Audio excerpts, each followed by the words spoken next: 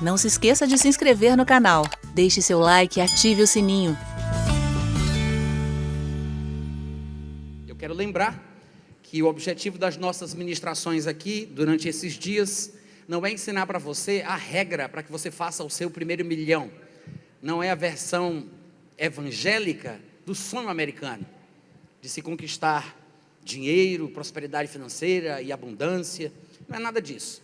Nós estamos ensinando aqui os fundamentos bíblicos, os princípios bíblicos, tanto em relação à prosperidade financeira, sim, mas também em relação ao equilíbrio que o cristão deve ter. A Bíblia fala sobre prosperidade na vida do crente. Há exemplos de crentes, tanto no Antigo como no Novo Testamento, prósperos, financeiramente falando. Mas existem advertências também. Existem alguns pontos que não podem ser desconsiderados, tá? E ontem à noite, para quem não lembra ou para quem não estava aqui, nós mencionamos que há muitos textos na Bíblia que tratam sobre a questão do dinheiro, da prosperidade financeira. Há muitos versículos relacionados ao assunto. Das 39 parábolas que Jesus Cristo contou, 19 delas são todas sobre dinheiro, ou sobre alguma coisa relacionada ao tema. Não porque Jesus achasse que fosse mais importante falar sobre dinheiro do que de qualquer outra coisa, mas é porque talvez seja o assunto sobre o qual a gente tem mais dificuldade, mais problema. Nós sabemos que há pessoas que podem até se desviar por causa da escassez, mas talvez seja até mais fácil alguns se desviarem por causa da abundância. Existe a possibilidade de acontecer a mesma coisa para os dois lados. E temos advertências na Bíblia a respeito do perigo das riquezas. Não da riqueza em si, tá? Porque eu sei que existe aí um preconceito em relação ao rico e à riqueza, dentro de círculos religiosos, principalmente em comunidades cristãs. Eu sei que existe esse preconceito, mas o problema não é a riqueza em si, ou aquele que é rico, mas o que normalmente acompanha a riqueza, que é esse sentimento de poder, de independência. A pessoa fica ensimesmada, orgulhosa, às vezes soberba, e por causa dessas atitudes ela acaba maltratando os outros, não respeitando ninguém, olhando as pessoas de cima para baixo. E há muitas advertências nas escrituras sobre esse tipo de coisa, principalmente no Novo Testamento, porque a desigualdade dentro de uma comunidade cristã, ela acontece exatamente como acontece na sociedade. É uma pequena amostragem do que a gente vê lá fora. Mas se nós não formos diferentes como cristãos em relação à atitude que nós devemos ter, ao comportamento que nós mantemos, não vai adiantar nada a gente desejar prosperar financeiramente na vida. Porque por mais que possamos considerar a prosperidade como bênção divina, não adianta a gente receber a bênção de Deus e perder de vista o Deus das bênçãos. Então, gente, existem advertências, existem promessas, e eu acho que a gente tem que saber tanto de uma coisa como das outras.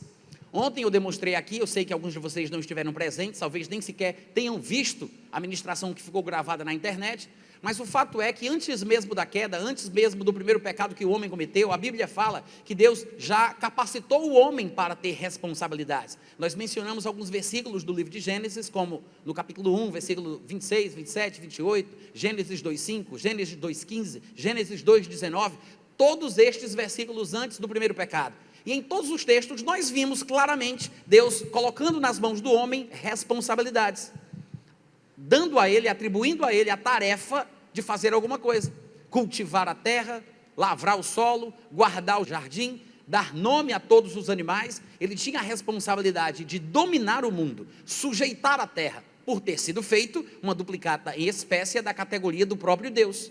Deus fez o homem como ele e então disse, domine. Deus não disse, eu vou dominar. O evangélico tem a mania de inverter os textos da Bíblia. Vocês já perceberam isso?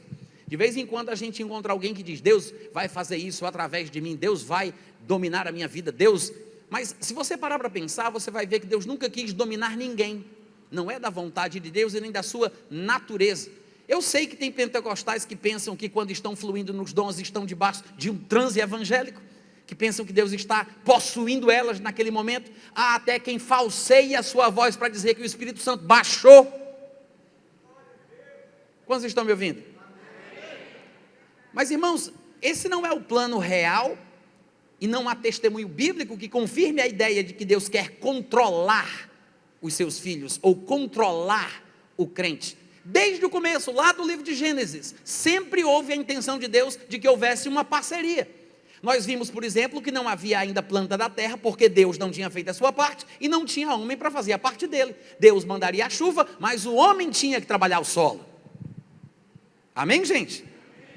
Então Deus disse, domine ele. Deus não disse, eu vou dominar através do homem. E voltando à questão das profecias e dos dons, porque eu sei que alguns de vocês podem ter ficado com a interrogação atrás da cabeça, eu quero dizer que está escrito em 1 Coríntios capítulo 14, versículo 29 e 30, em tratando-se de profetas em cultos públicos, para que não haja bagunça, porque Deus não é Deus de confusão e sim de ordem, podem falar, no máximo 3. E sabe por que Paulo diz, falem 2 ou 3? Por que ele está dando instruções? Porque o espírito do profeta é sujeito ao profeta. Muito obrigado pelo entusiasmo. Não é Deus que está controlando o andamento do culto, porque se fosse Deus que estivesse no controle, não haveria necessidade de instrução. Amém, gente? Por que você acha que existem os versículos de 1 Coríntios 12, 13 e 14? É para instruir a igreja sobre como a igreja deve fazer a sua parte na manifestação dos dons. E o mais curioso é que esse versículo 29 de 1 Coríntios capítulo 14 não termina aí. Paulo diz, em tratando-se de profetas, falem 2 ou 3 e os outros julguem. E os outros o quê? Paulo disse, deixa eles falarem e os outros julguem. Se fosse Deus falando na hora que o profeta fala, ninguém poderia julgar aquilo que Deus diz. Manda quem pode, obedece quem tem juízo, compadre. Quantos entenderam? É Deus que está falando? Então não tem esse negócio de vamos julgar o que Deus diz. Deus é Deus, se Ele fala, todo mundo baixa a cabeça, respeita e diz amém. Mas por que eu vou julgar o que o profeta diz? Porque o profeta ouviu alguma coisa que Deus disse. Então o profeta fala o que ele acredita que ouviu Deus dizendo, mas não é Deus que está falando ali naquela hora. Então eu vou julgar o que o profeta diz e não o que Deus diz, porque o que Deus disse, ninguém ouviu. Alô? O que é isso? É o mesmo princípio desta harmonia, propósito divino inclusive, de que houvesse uma parceria entre o céu e a terra, entre o Espírito Santo e o homem. Deus sempre quis que fosse assim, só que os nossos conceitos equivocados, supostamente mais profundos e mais espirituais, que na verdade não são, nos levam a pensar que a coisa só é de Deus se Ele estiver no controle. Mas só que você tem que entender que por Deus ser soberano, é Ele quem estabelece as regras. E a partir do momento que Ele coloca alguma responsabilidade nas tuas mãos, você está sendo rebelde quando você devolve para Ele. Isso não é humildade, não é espiritualidade, é rebeldia. Eu estou pregando muito bem hoje à noite. Cadê os amém, os aleluia? Vocês estão me entendendo? Então nós vimos aqui em Gênesis, que Deus sempre quis que fosse assim. E o homem foi capacitado e responsabilizado para desempenhar tarefas antes de cometer o primeiro pecado. E eu fiz questão de salientar isso para demonstrar que o trabalho e as atividades, as ocupações que podem nos trazer a prosperidade tão almejada, não são consequências de maldição divina. Porque o pessoal gosta de lembrar de Gênesis capítulo 3, quando Deus disse, no suor do teu rosto comerás o teu pão, porque tu és pó, ao pó tornarás. Aí o pessoal diz, o trabalho só pode ser uma praga. É uma maldição divina. Quando alguém se converte, novo convertido, carnal ainda, preguiçoso, encontra o versículo desse e diz, agora eu entendi tudo. Por quê? Porque ele acha que é uma maldição lançada por Deus. E tudo que Deus faz é muito bem feito, inclusive a maldição, então por isso que ele acha que é tão difícil trabalhar. Mas nós vimos que a maldição não está no trabalho, está na fadiga, no cansaço, no estresse, na estafa, na incapacidade de trabalhar mais, sem adoecer. Quantos estão me ouvindo? Amém. Já que eu falei de preguiça, vocês sabem o que é preguiça? Alguém aqui sabe o que é preguiça? Vocês sabem que pregação também é cultura, né? Pois eu vou explicar para vocês. Preguiça é a capacidade fenomenal que o ser humano tem de querer descansar antes de ter feito qualquer esforço físico. Isso é preguiça. Entenderam? Mas o que nós temos que entender em relação à prosperidade é que é da vontade de Deus. Ele não tem problema em que o seu servo seja próspero, inclusive no sentido financeiro, ainda que possamos resumir o conceito de prosperidade à ausência de necessidade. Às vezes isso extrapola transborda a ponto de Deus não somente suprir as nossas necessidades em glória, como também satisfazer os desejos do nosso coração. Ô glória! E eu me alegro em saber que Deus não tem problema em satisfazer os desejos do coração da gente. Eu sei que tem gente que tem medo, inclusive, daquilo que o coração deseja, mas isso são cenas do próximo capítulo. Não dá para a gente pregar a Bíblia toda numa noite só, amém, gente? Mas eu aconselharia vocês a procurarem lá no meu site, natanrufino.com.br, ou no meu podcast, no meu canal do YouTube, sobre a doutrina do coração enganoso. Procura depois, tá? É 1 hora e meia, tem 1h40, tem várias versões. Procura lá a doutrina do coração enganoso. Vocês vão ficar um pouco chocados, tá? Mas eu acho que às vezes é preciso. Quando a pessoa está com algum problema dentro do corpo dela e ela tem que fazer uma cirurgia para resolver o problema, ela já tem que passar por um corte. Já é traumático ali, mas faz parte do processo da cura. Amém? Então às vezes dói, às vezes é um trauma só para começar o processo de cura, mas estamos indo no caminho certo. Então assiste lá, dá uma olhadinha, veja se os seus conceitos estão em harmonia com aquilo que a Bíblia realmente ensina sobre o coração do homem. Porque às vezes a gente não tem coragem de tomar iniciativas, de fazer coisas, de avançar. Existe aquele desequilíbrio da busca desenfreada pela riqueza, pela prosperidade, quando a pessoa, em vez de trabalhar para viver, vive para trabalhar, gananciosa, cobiçosa. O interesse dela é ter, né? Existe esse desequilíbrio, mas tem aqueles que são o contrário disso, que não dão, eu não sei nem se vocês vão entender essa expressão, mas depois eu traduzo. Não dão um prego numa barra de sabão. Tem algum nordestino aqui para me ajudar?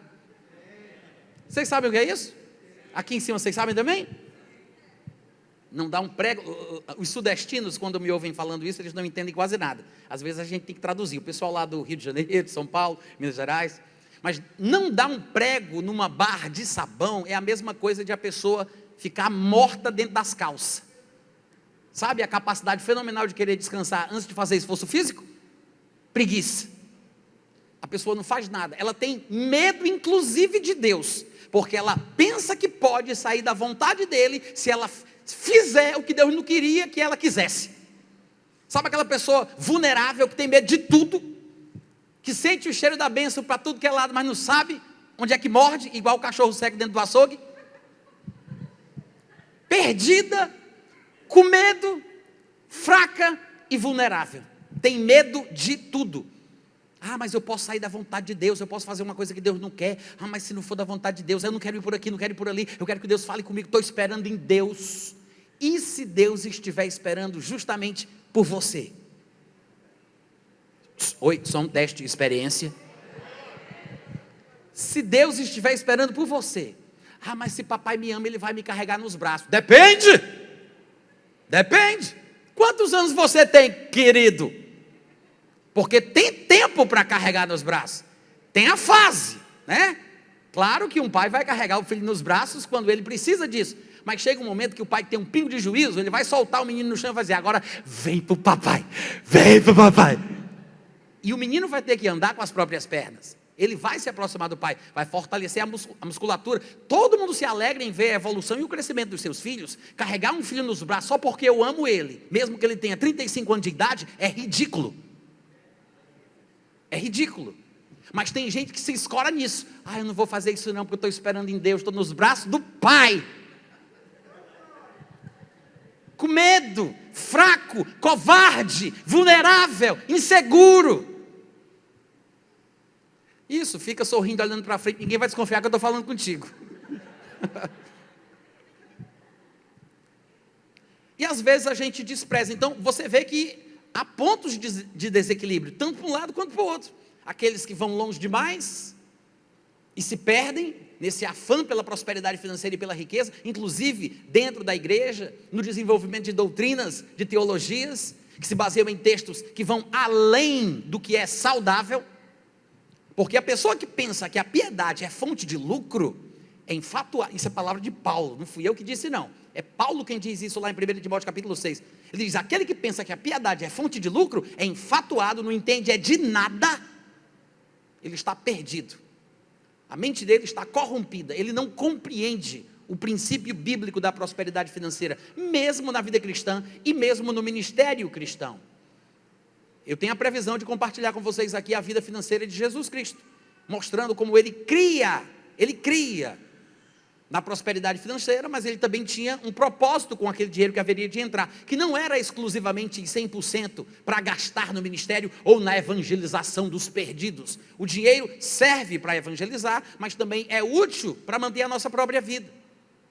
Jesus Cristo, ele abriu um instituto de ensinamento, e ele pegou 12 marmanjos das suas profissões e trouxe eles consigo.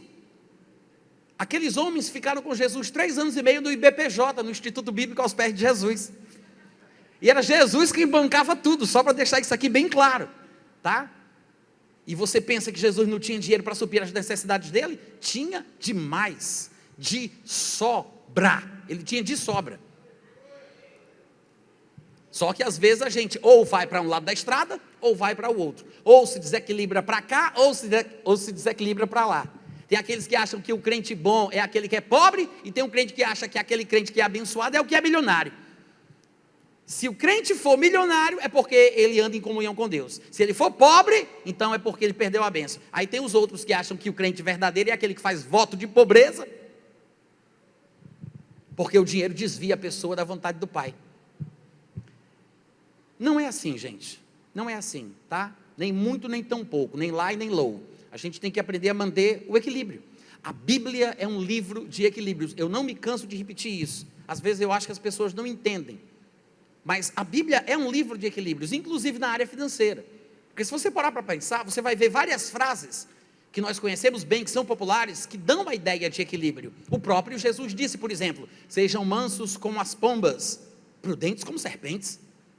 Olha como é que ele mistura duas coisas extremamente opostas numa frase só.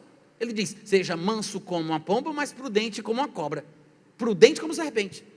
Na outra ocasião, Paulo diria, sejam meninos na malícia, mas adultos no entendimento. A Deus o que é de Deus, a César o que é de César. A Bíblia é um livro de equilíbrios. E se a gente não entender isso, a gente vai ficar vulnerável às influências doutrinárias que nos cercam. Por sermos meninos, seremos levados ao redor por todo o vento de doutrina. Já viu aqueles crentes que correm atrás de todo pregador novo que vem na cidade? Todo evento novo, você está sabendo, tem um homem ungido aí, ele está esfregando o cotovelo dele das pessoas, as pessoas estão saindo abençoadas. Tem gente que está chorando até para cima, de tão milagroso que é. Aí fica correndo atrás dos sinais, procurando novidade, querendo encontrar isso, querendo encontrar aquilo, correndo de evento em evento, como menino, igual cachorro correndo atrás do rabo, preso ali em círculos. Os sinais, gente, não são para os crentes. O crente, ele não precisa dos sinais. O crente crê. Passarinho voa, peixe nada, crente crê. Se crente não crê, está com defeito de fábrica. Crente, como é que é? Crente crê.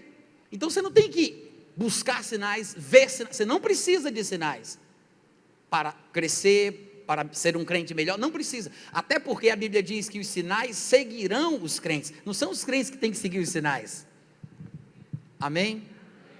Então quanto mais segurança bíblica a gente tiver, a gente pode avançar sem medo nenhum.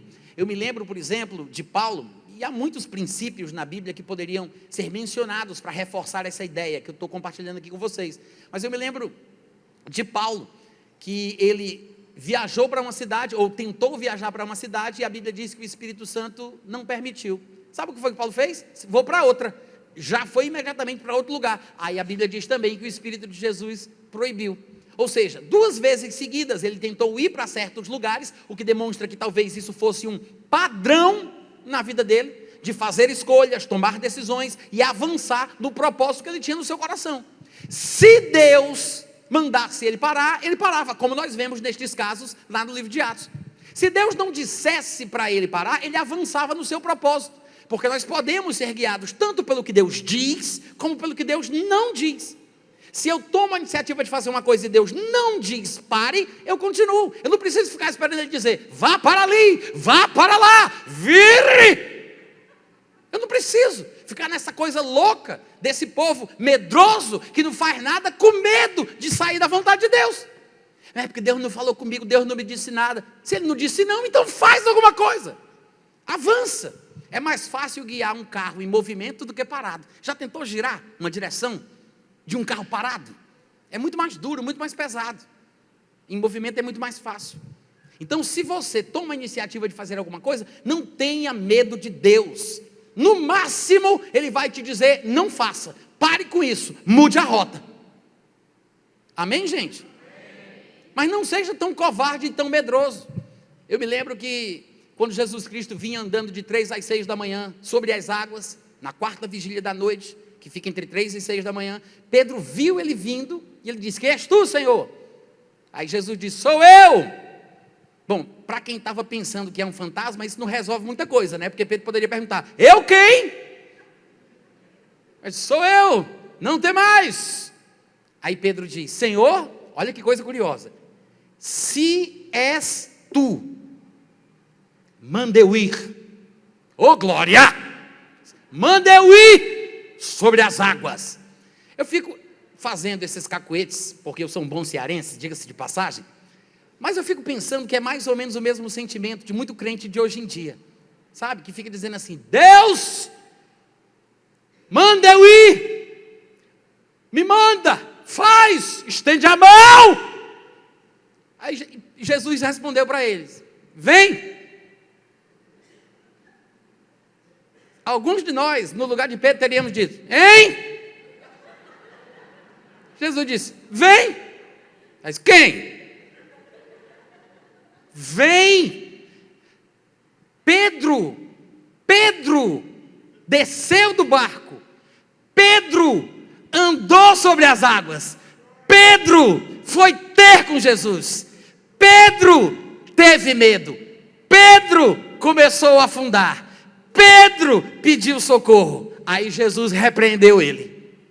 Jesus não repreendeu Pedro quando ele quis fazer o que Jesus fazia. Jesus não repreendeu Pedro quando Pedro desceu do barco.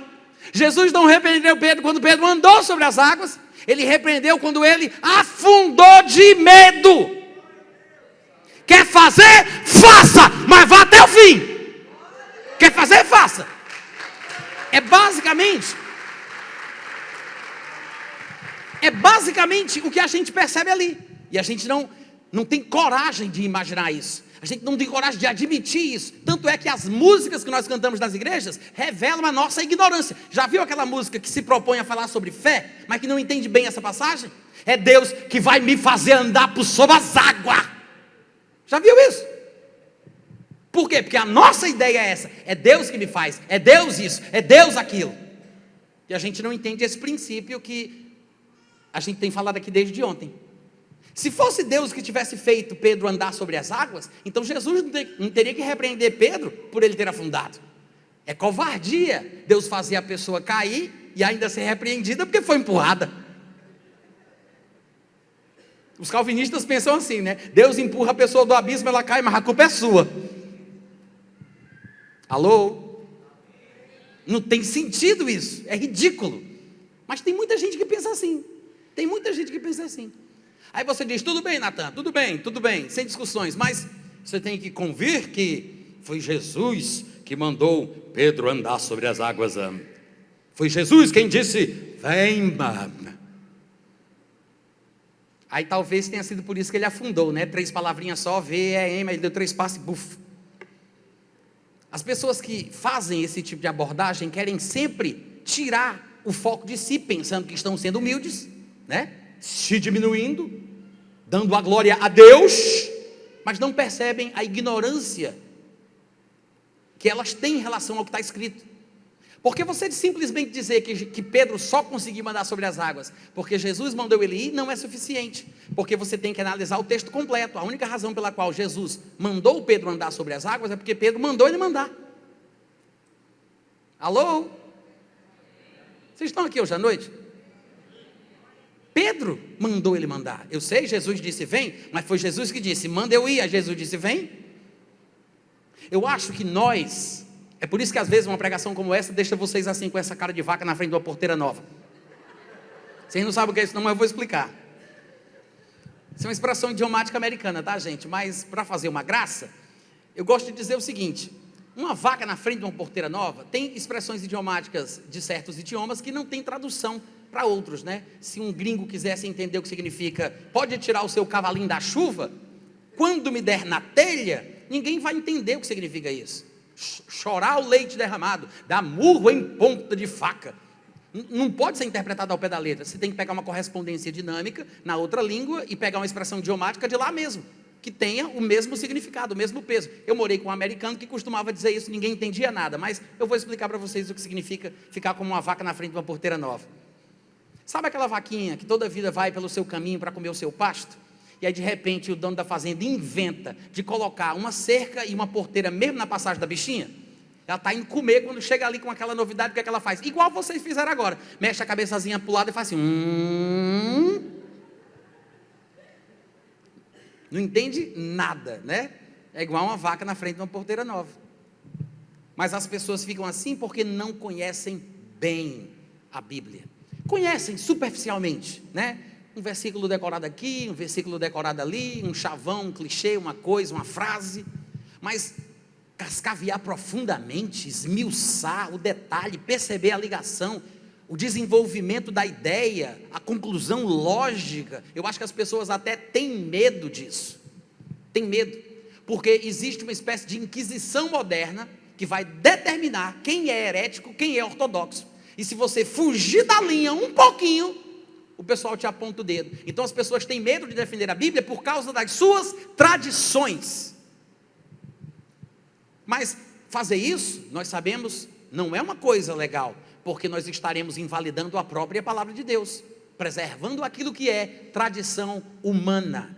Somente a palavra do Senhor deve ter a primazia. Amém, gente? Então a Bíblia ensina que nós temos uma responsabilidade, temos um papel a desempenhar, e precisamos ter consciência disso para que possamos agir, fazer alguma coisa. Não adianta ficar jogando as coisas na mão de Deus, responsabilizando Deus, dizendo que Deus é esse que vai fazer, que Deus é isso, que Deus é aquilo, Claro, existe suficiente conhecimento bíblico, ou ensinamentos bíblicos, para que nós saibamos que Deus tem o primeiro lugar e a primazia em nossa vida, mas não me entenda mal, porque tem pessoas que se esforçam para me entender errado. O que eu estou querendo dizer aqui, é que às vezes nós estamos colocando a responsabilidade de tudo, seja coisa boa ou coisa ruim, nas mãos de Deus, a ponto de dizer que tudo o que acontece, seja bom ou seja ruim, acontece porque Deus simplesmente quis, e quando Ele não quis, mas se aconteceu, e Deus controla tudo, então a gente inventa uma coisa que não existe, que é a vontade permissiva. Por quê? Porque se aconteceu, é porque Deus quis. Se Ele não quis diretamente, pelo menos Ele deixou, então Ele quis assim, permissivamente. Eu não sei como é que o pessoal tem essa criatividade toda para inventar isso. Há uma diferença entre decreto de Deus e permissão de Deus. Há uma coisa diferente entre Deus fazer uma coisa, é muito diferente entre Deus fazer uma coisa e Deus permitir que algo aconteça. E o simples fato de Deus permitir que aconteça não significa que Deus quis que acontecesse. Mas nós somos assim, tendenciosos a querer colocar tudo nas mãos de Deus, a ponto de julgarmos que se algo aconteceu é porque Deus permitiu, se Ele permitiu é porque Ele tem propósito. Deve ter propósito, senão não aconteceria. Aí nessa linha de raciocínio surgem esses intelectuais de meia tigela, dizendo que Judas foi escolhido porque fazia parte de um plano secreto, amigo fiel de Jesus, que foi escolhido por ele para pregá-lo na cruz. Cristo morreu como um homem, o mártir da salvação, deixando para Judas, o seu amigo, o sinal da traição. É porque lá em cima, na beira da piscina, olhando os simples mortais nas alturas, fazem escrituras e nunca nos perguntam se é pouco ou demais. Vai para lá, Satanás dos infernos. É do diabo ou não é essas ideias? Hein, gente? Mas tem gente que quer colocar tudo nas mãos de Deus e nem percebe que está falando uma grande besteira, dizendo que Judas fez o que fez porque Deus quis, Adão caiu porque Deus tinha predeterminado, Deus orquestrou a queda, por debaixo dos panos, sem o homem perceber, mas já fazia parte do plano de Deus. A gente tem que estar, graças a Deus, pela existência de Satanás, senão Adão não teria caído e Jesus não teria vindo. Olha como é ridículo o raciocínio? Onde é que a gente vai parar com essas tolices? Agora, claro que aqueles que pensam dessa forma não dizem isso. Eles não dizem isso. Eles têm palavras bonitas, versículos bíblicos mal interpretados, que eles usam para justificar a sua ignorância em público. Mas um pingo de juízo e de bom senso no coração do cristão vacina e protege ele desse tipo de besteira. Amém, gente? Mas em relação às nossas ações, a nossa iniciativa, a parte que nos compete para o trabalho que traz a prosperidade, nós temos textos demais que falam sobre isso, e nós mostramos alguns deles aqui, ontem à noite, mas as pessoas gostam de citar, né? Gênesis 3, no suor do teu rosto comerás o teu pão. Mas nós já sabemos, o problema não era o trabalho, é a fadiga. Mas alguém pode dizer assim, tudo bem, Natan, legal, mas eu acho que você está colocando a ênfase na força do braço humano, não é espiritual o suficiente. Você está atribuindo ao homem a responsabilidade do seu sucesso, da sua prosperidade. Você está diminuindo a parte de Deus. Não, queridos, muito pelo contrário. Eu estou me submetendo ao que a Bíblia diz que Deus quis que fosse. Deus estabelece as regras, é Deus que estabelece os princípios. Há pessoas que pensam isso a ponto de dizerem, tudo bem, você quer prosperar trabalhando, faça isso, eu vou viver pela fé. Já viu gente que diz que vai viver pela fé, dando a entender que vai vagabundar para Jesus? Já viu gente falando isso? Eu não estou falando de vocês não, gente, estou falando dos primos de vocês, dos amigos de trabalho. Tem ou não tem gente assim? Tem, que diz, eu vou viver pela fé, mas no fundo, nas entrelinhas, o que é que essa pessoa quer dizer? Ela quer dizer que não vai trabalhar, não vai se esforçar, não vai fazer por onde, vai depender dos outros, hein? Né? Vagabundar para Jesus, essa é a verdade. Irmãos, nós devemos fazer a nossa parte, não é pecado. Não pense que a pessoa que diz que vai viver pela fé, que ela está certa neste contexto. Porque uma pessoa que não trabalha e diz que está vivendo pela fé, está enganada. É mais fácil você encontrar fé na pessoa que trabalha do que na pessoa que fica espreguiçando dentro de casa. A pessoa que estuda, que faz cursos, se especializa, corre atrás, entrega currículos, trabalha, que é esforçada, não a ponto de se desequilibrar e deixar de vir para a igreja, não estou falando disso. Mas uma pessoa que faz a sua parte, que desempenha o seu papel, demonstra ter muito mais fé do que aquela pessoa que fica de joelho em casa orando para Deus mandar dinheiro. E se Deus mandasse dinheiro do céu, não prestava, porque seria falso, porque tem que ter o número de série, tem que ter controle do Banco Central, não pode vir do céu. Alô? Mas tem gente que pensa que tem muita fé quando fica em casa orando, pedindo para Deus abrir as portas, para Deus mandar isso, Deus mandar aquilo. Mas, e o teu papel, a tua parte, o teu trabalho, o teu esforço?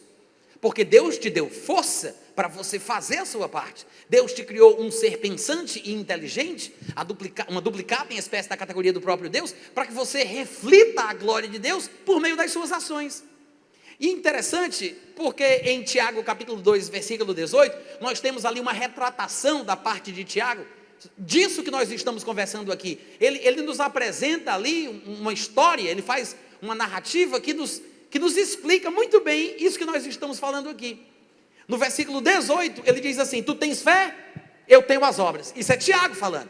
Tu tens fé? Tá, eu tenho as obras.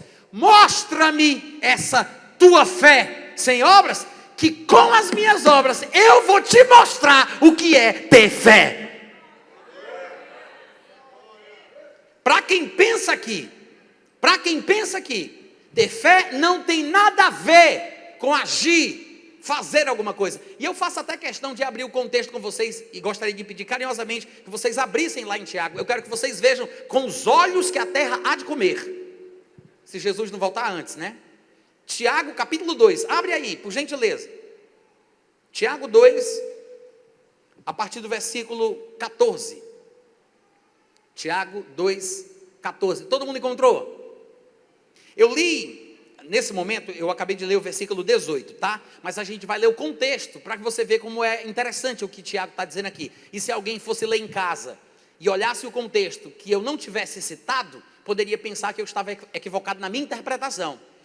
Mas você vai ver claramente que é isso que Tiago tem em mente, a mesma coisa que eu estou propondo aos irmãos. No versículo 14 ele diz assim: meus irmãos, qual é o proveito se alguém disser que tem fé, mas não tiver obras? Primeira coisa que eu quero que você entenda, olha aqui para mim, vamos ler todo mundo junto, hein? Olha essa covardia, olha para cá, olha para cá, olha para mim. O que eu quero que você entenda é que Tiago não está usando a palavra obras no sentido religioso que nós, hoje em dia, usamos.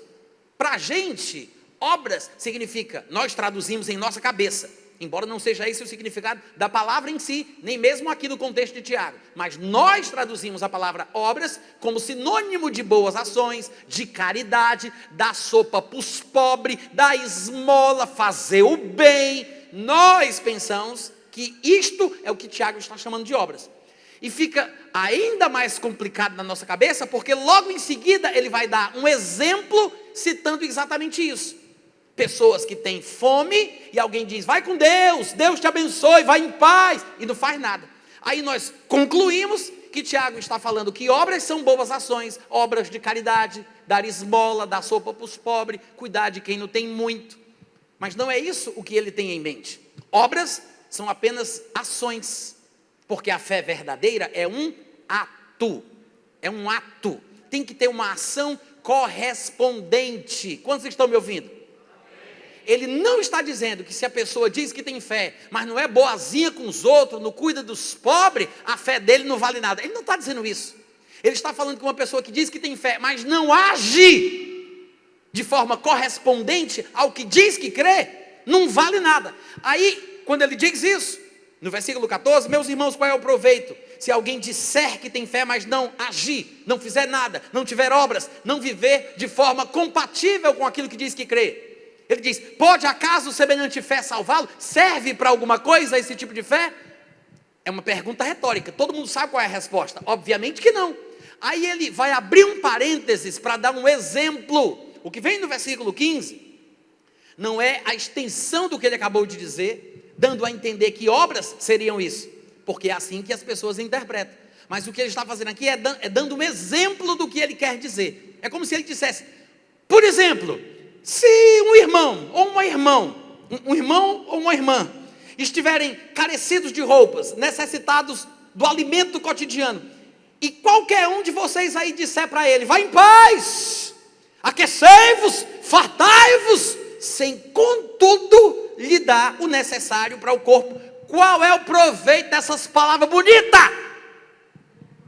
O homem está com fome de comida. Para com esse negócio de Deus te abençoe, para com esse negócio de Deus te guarde, Deus te guie. Dá comida, meu irmão, dá comida. É isso que o Tiago está falando. Ele diz: percebe como não adianta nada falar bonito e fazer pouco? Aí ele fala, da mesma forma, aí ele volta ao assunto. É por isso que no versículo 17 ele diz, assim também.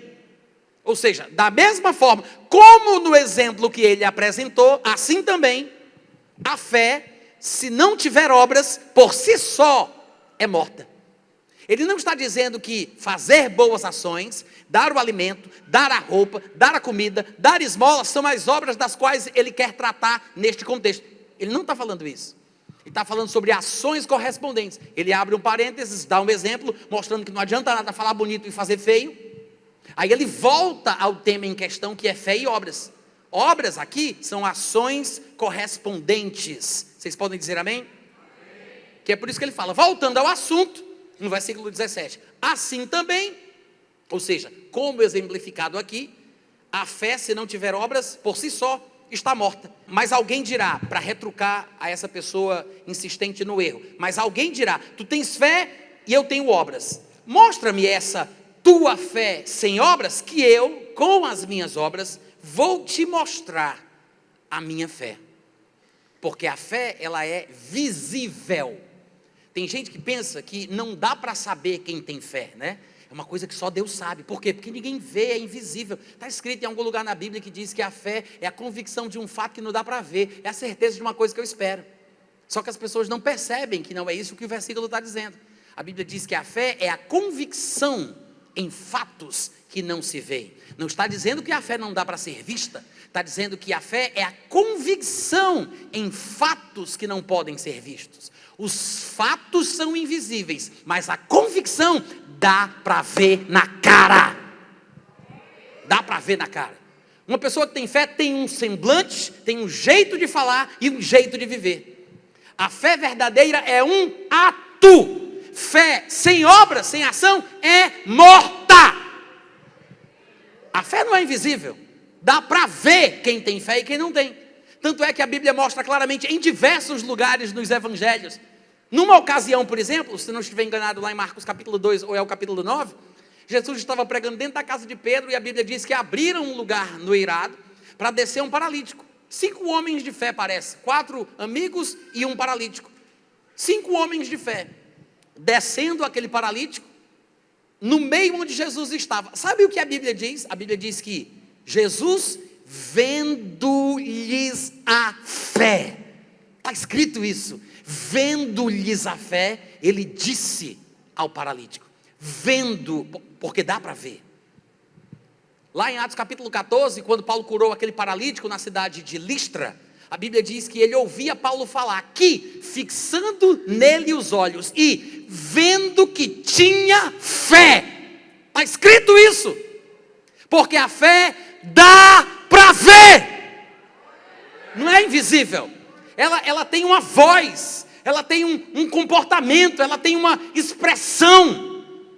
A fé não é uma coisa etérea, mística, metafísica, volúvel, que somente Deus, o que vê todas as coisas, sabe quem tem ou quem não tem.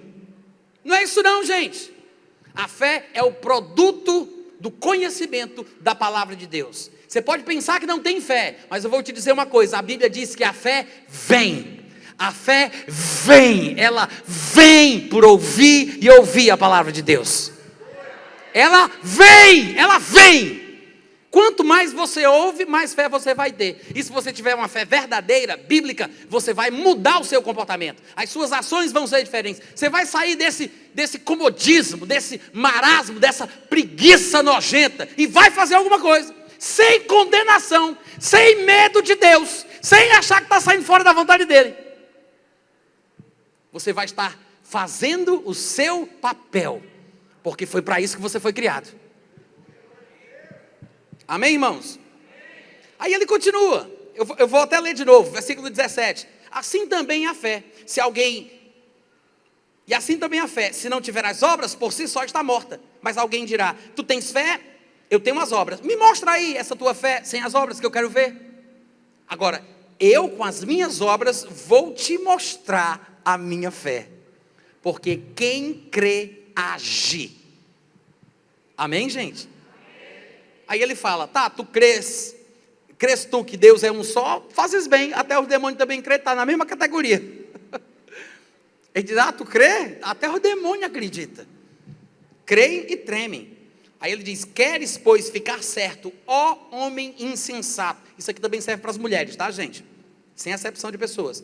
Queres pois ficar certo, ó homem insensato, de que a fé sem obras é inoperante, ou seja, não surte efeito, não presta para nada. Quer ter certeza? Aí ele diz, Abraão, por exemplo, não foi por obras que Abraão, o nosso pai, foi justificado. Olha aqui o pulo do gato, o segredo é esse, essa frase, quando ofereceu. Ele foi justificado quando ofereceu sobre o altar o próprio filho Isaque. Por que ele fez isso? Porque ele cria que Deus era poderoso para até ressuscitá-lo dentre os mortos.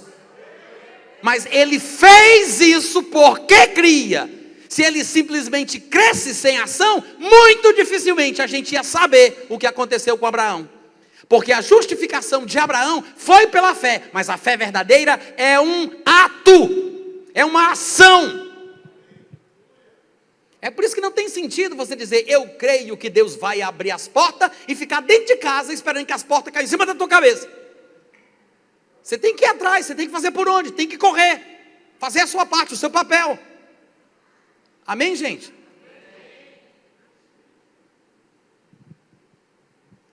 Aí ele diz, versículo 22, viu aí? Viu aí como a fé operava juntamente com as suas obras? Ou seja, ele está demonstrando que Abraão só fez o que fez porque tinha fé. Porque quem tem fé age. Quem diz que tem fé e não faz nada, está mentindo. É uma fé inoperante, e inclusive ele vai dizer que é morta. Ele está vendo aí como a fé operava, como estava junto ali com as suas obras? Com efeito, foi pelas obras que a fé se consumou. A fé só chegou ao seu estágio final, só foi aperfeiçoada, completa, quando ele agiu em cima do que cria. A fé se consumou. E no versículo 23 diz, foi então que se cumpriu a escritura, quando ele agiu,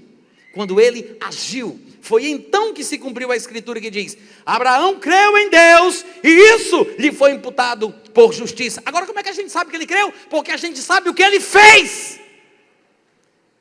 Ninguém que duvida faria o que Abraão fez. Por que ele fez o que fez? Porque ele creu. Quem tem fé age. Quem tem fé, age. Se cumpriu a escritura que diz, Abraão creu, e isso lhe foi imputado para a justiça, e foi chamado como amigo de Deus. Verificais que uma pessoa é justificada por obras, e não por fé somente. Não por fé somente. De igual modo, não foi também justificada por obras a meretriz Raabe, quando acolheu os emissários e os fez partir por outro caminho. O que ela fez não é uma demonstração daquilo que ela acreditava, que ela esperava, ela cria que Deus olharia por ela, pelo que ela estava fazendo. Ela só fez aquilo porque ela tinha convicção de que Deus não a desampararia. A fé nos faz fazer loucuras. Vocês estão me ouvindo? Lembra daquela mulher do fluxo de sangue? Ela ouviu dizer que por onde Jesus passava, ele curava a muitos. A Bíblia diz que ela ouviu a fama de Jesus. Aí ela disse consigo mesma. Ela inventou isso. Ela inventou isso. Jesus nunca disse para as pessoas fazerem o que ela fez. Ela disse, se eu pegar na roupa dele, eu vou ser curada. Jesus nunca disse isso. Pegai, outra vez vos digo, pegai nas minhas roupas. Jesus nunca disse isso. A mulher pensou consigo mesma. Disse, rapaz, se eu pegar na roupa daquele homem ali, eu vou ser curada. Se eu pegar, eu só quero pegar. Não quero nem que ele me veja, eu só pegar naquela roupa ali. Ela decidiu isso, gente. Aí a Bíblia fala que Jesus estava indo lá para a casa de Jairo. Lembra que a mulher estava, não morre, não morre, morre, não morre, ora não morre. Aí ele sente uma coisa estranha, diferente. Aí ele volta assim para trás. A Bíblia diz que ele começou a procurar aquela que tinha feito isso. Só que, como a gente tem a mente religiosa muito induzida ao erro, a gente pensa que Jesus sabia quem era e estava procurando uma mulher que tinha feito isso, por causa da construção textual. Como se Jesus, já sabendo, olhasse para ela e dissesse, quem foi que fez? Quem foi? Quem foi? Não, ele não estava procurando porque já sabia quem era. Ele estava procurando para saber. Ele foi surpreendido. A mulher inventou aquilo, foi lá, pegou na roupa dele de uma forma diferente dos demais, porque a mulher tinha um toque de fé, ela tirou a unção de Jesus pelas costas dele. Jesus não estava nem sequer consciente do que estava acontecendo. Não foi Jesus que apontou a mão e fez zzz. Não foi. A mulher tirou o poder pelas costas de Jesus, sem pedir permissão. Aí ele olha assim, opa, peraí, que alguém me pegou, alguém me tocou. Aí os discípulos assim, um para o outro, dizem assim, está todo mundo te apertando, tu quer saber quem foi? Foi todo mundo, né, mestre? Mas não, alguém me tocou de uma forma diferente, porque eu senti. Jesus disse, eu senti que saiu o poder. Ele não disse, porque eu sei todas as coisas. Ele não disse isso, eu senti que saiu o poder.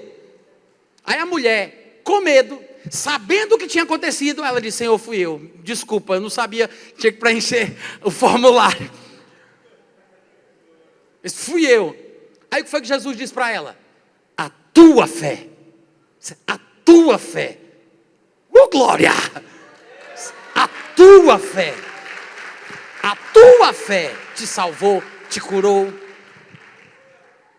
Agora, essas verdades, elas se repetem vez após vez, de forma exaustiva, de uma ponta a outra da Bíblia. Mas às vezes, nós não conseguimos enxergar. Nós não conseguimos ver.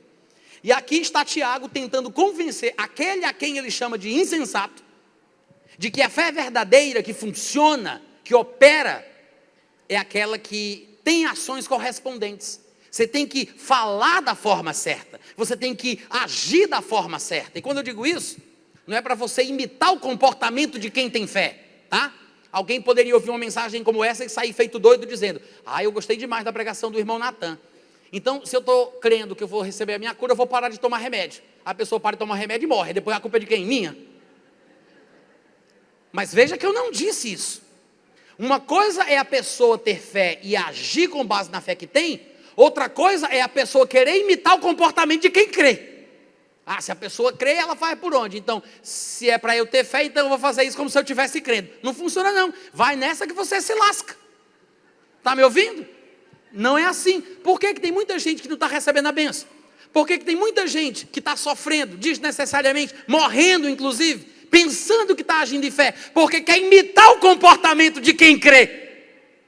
Eu ouvi dizer que quem tem fé faz. Quem tem fé age. Quem tem fé faz assim, faz assado. Aí a pessoa quer imitar o comportamento de quem crê. Ela não está crendo. Ela quer agir como se tivesse fé. Ela quer agir como ela ouviu nos testemunhos. Ela quer fazer o que ela acha que uma pessoa que tem fé faria. Mas ela não tem. Então antes de você parar de tomar remédio ou fazer qualquer coisa, você tem que ter fé. E a fé vem. A fé vem. Ela vem pelo ouvir a palavra. Então não se precipite, gaste mais tempo lendo, estudando, aprendendo, crescendo espiritualmente. Vai chegar um momento que a convicção ela vai ser tão grande que ela vai transbordar em palavras, em ações. Isso é fé, é uma expressão de uma convicção interior. A fé é a convicção de fatos que não se veem, é a certeza de uma coisa que eu estou esperando.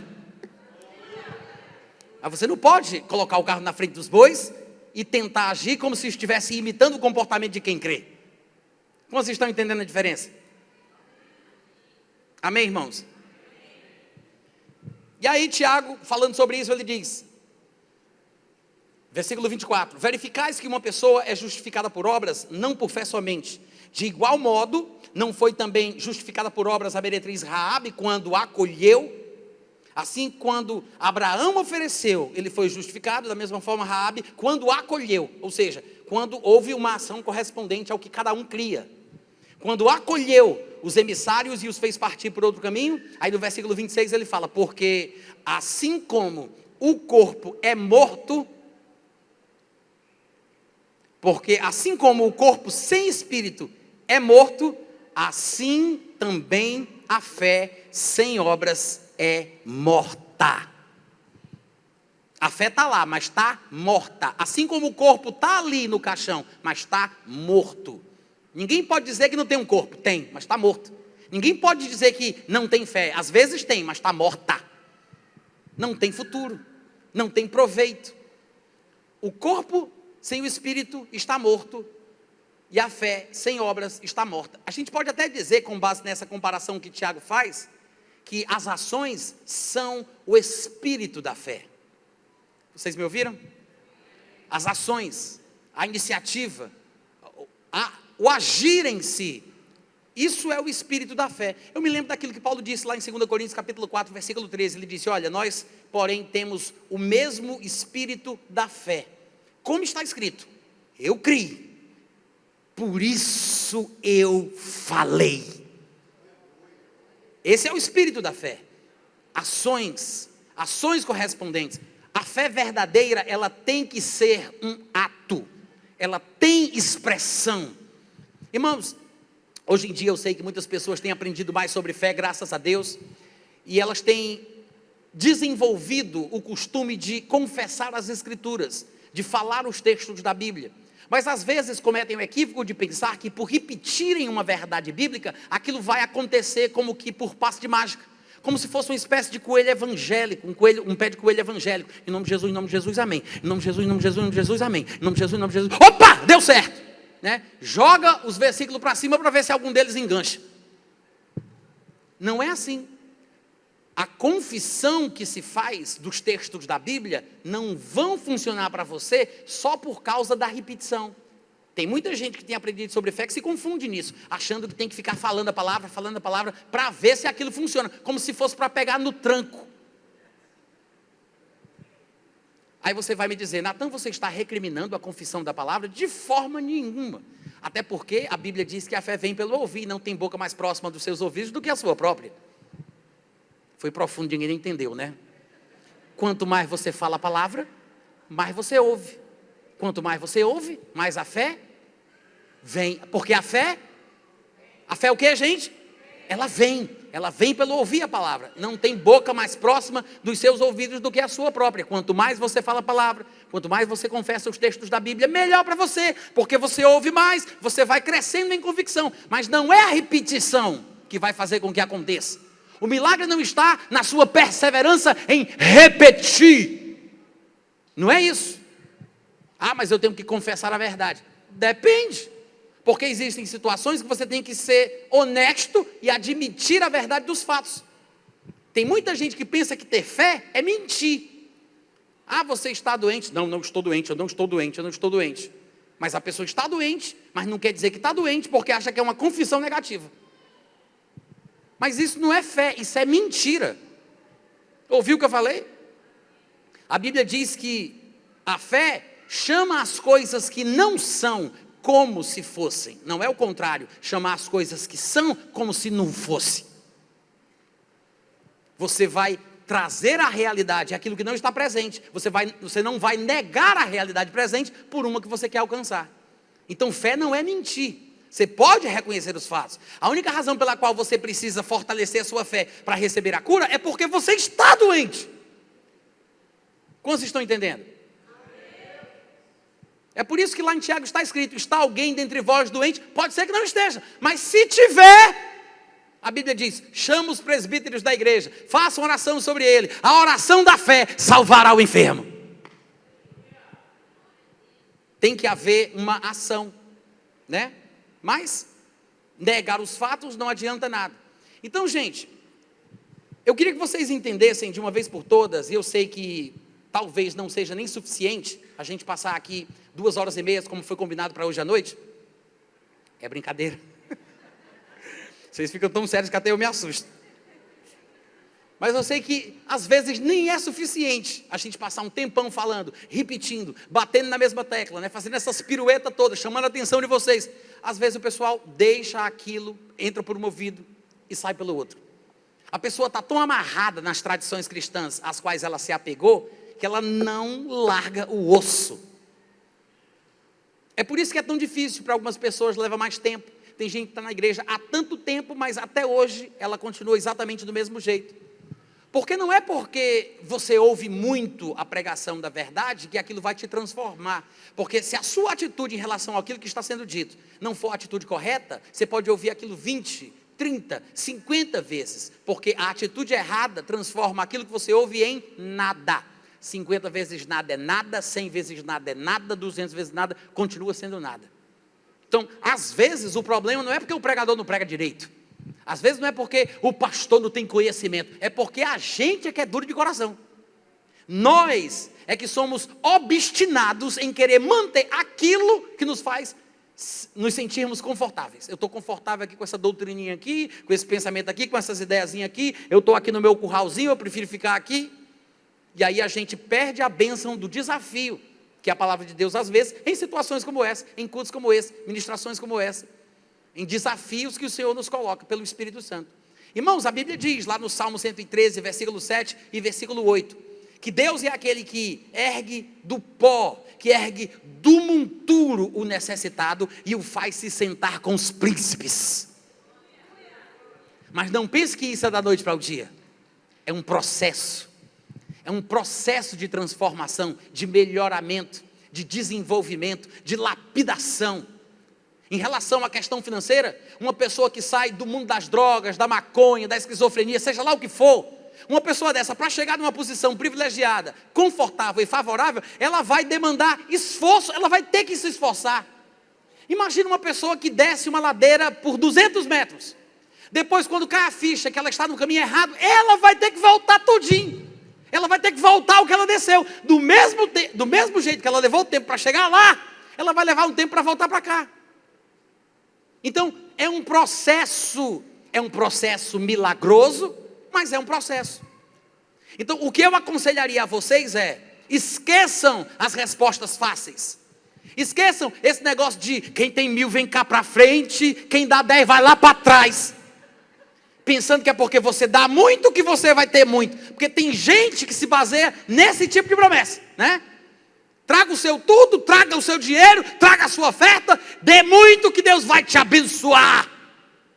E as pessoas são tão iludidas com esse negócio de querer milagre fácil, querer prosperidade fácil, querer dinheiro fácil, que é por isso que tanta gente cai nos golpes. Eu me lembro dos golpes que eu ouvi falar por aí. Tem uma história engraçada que aconteceu na minha família, que uma amiga apareceu lá falando com uma pessoa da minha família, dizendo assim, olha, surgiu uma oportunidade de a gente ficar milionário. Aí a pessoa depois me contou, eu ouvi a história, surgiu uma oportunidade de ficar milionário. Isso como é que é? É porque é assim, assado e não sei o que, aquela coisa mirabolante, meio esquisita e não dá para entender direito. Aí, mas e como é que a gente fica milionário? Não, a gente tem que dar R$200 para a pessoa, porque aí depois que ela pegar esse recurso, ela vai fazer. Aí a minha esposa, né, que é bem inteligente, ela disse assim, tá certo, então vou fazer o seguinte, bota o meu nome na lista, eu quero a minha parte, pode descontar os 200 quando o dinheiro vier. Por que as pessoas caem no golpe? Porque querem tudo fácil, né? Ela vai dar um pouquinho para ganhar um muitão. Isso acontece na igreja. Isso acontece na igreja. Gente, a gente vai falar mais sobre isso, tá? A gente amanhã vai continuar falando aqui sobre o assunto, mas o ofertório, o momento de você entregar dízimos e ofertas, não é um investimento. Oi, som, teste. Você não deve dar dinheiro na salva porque você espera receber 100 vezes mais. Se você está dando para receber, como se fosse um investimento na bolsa, você já perdeu o propósito de dar.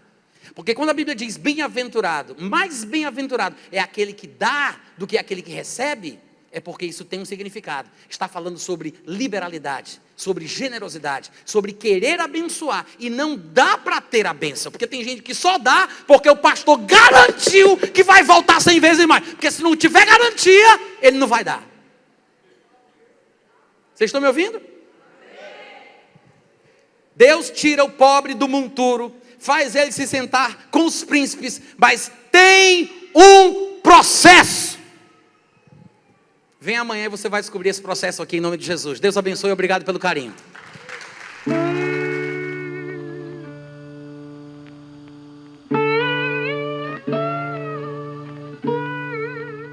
Este é um trabalho independente e conta com a ajuda das pessoas que têm sido abençoadas por ele. Se você quiser fazer parte do grupo de mantenedores desta obra, se informe das opções disponíveis na descrição deste vídeo. Agradecemos pela atenção e pelo carinho. Deus abençoe.